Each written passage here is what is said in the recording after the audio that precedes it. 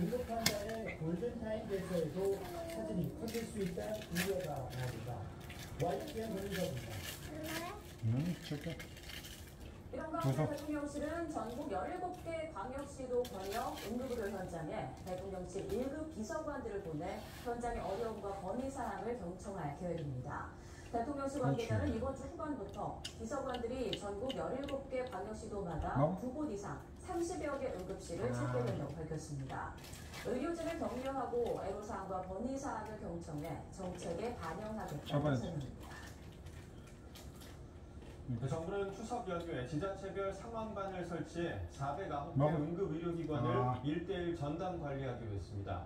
박민수 보건복지부 2차관은 오늘 중대본 회의에서 추석 연휴 기간 지자체장을 반장으로 한 비상의료관리 상황반을 운영하고 전국 의료기관별 전담 책임관을 지정해 특이 상황에 바로 대처하겠다고 설명했습니다. 여기 매사층이네. 네, 북한이 어젯밤부터 오늘 새벽까지 날려온 쓰레기 풍선이 400개가 넘는 것으로 집계됐습니다. 대북전단 살포에 대한 맞대응 차원으로 보이는데 오늘 오전부터 또다시 대남 풍선을 보양 중인 것으로 파악됐습니다. 취재기자 연결하겠습니다. 조영성 기자. 네, 국방부입니다. 네, 북한의 쓰레기 풍선 부양 계속되고 있다고요? 그렇습니다. 국회 인근에서 찍힌 제보 영상부터 보겠습니다. 이거는 줄게. 보도블록 옆으로 접근이 통제되어 있고 그 안에 쓰레기가 흩뿌려져 있습니다. 북한의 쓰레기 풍선에 실려온 잔해물입니다. 합동참모본부는 북한이 어젯밤부터 오늘 새벽까지 420여 개의 쓰레기 풍선에 날렸다고 밝혔습니다. 이 가운데 서울과 경기 북부 지역에 20여 개가 떨어진 것으로 파악됐습니다. 내용물은 종이와 플라스틱병 등 쓰레기이고 분석 결과 안전 유해물질은 없었다고 우리 군이 전했습니다. 합참은 또 오늘 새벽에 멈췄던 쓰레기 풍선 조향이 오전 9시쯤부터 다시 시작됐다고 전했습니다. 그러면서 적재물 낙하에 주의하고 떨어진 풍선을 발견하면 접촉하지 말고 가까운 군부대나 경찰에 신고해달라고 당부했습니다. 북한이 어제부터 부양한 풍선 도발은 지난달 10일 이후 25일 만이고 올해 들어서는 12번째인데요.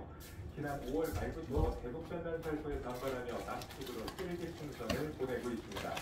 이에 우리 군은 민간단체가 하는 대북전단 살포에 대해 저지할 뜻은 없다는 입장입니다.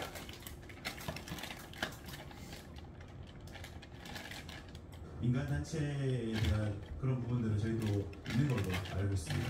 그 부분에 대해서는 우리 군이 어떻게 하겠다, 어떤 평가를 하겠다 이런 것들은 좀 적절치 않은 걸로 판단됩니다. 통일부 당국자도 북한이 수해로 피해가 심각한 상황인데도 오이상식하고 저급한 행위에 반복돼 유감스럽다고 밝혔습니다. 또 우리 민간단체 전단의 쓰레기 풍선 도발을 명분으로 삼고 있지만 민간의 정보 전달을 위한 자발적 행위는 결코 북한 당국이 자행하는 도발의 명분이 될 수 없다고 강조했습니다. 지금까지 국방부에서 YTN 조영성입니다.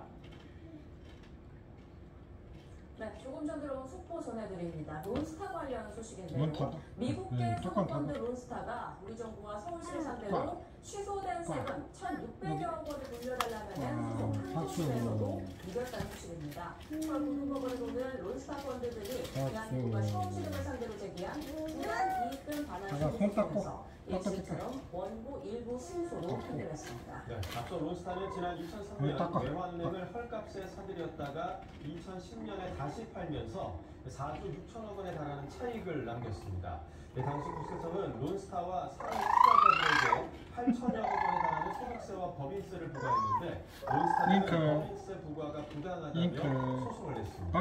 이어 국세청은 2017년 론스타는 국내에 고정사업장을 가지지 않은 외국 법인이라면서 법인세 부과가 적법하지 않다고 판단한 원칙을 인정하면서 법인세 부과를 취소했습니다. 하지만 론스타는 취소된 세금 가운데 1,600억 원가량을 돌려받지 못했다며 지난 2017년 말에 소송을 냈습니다.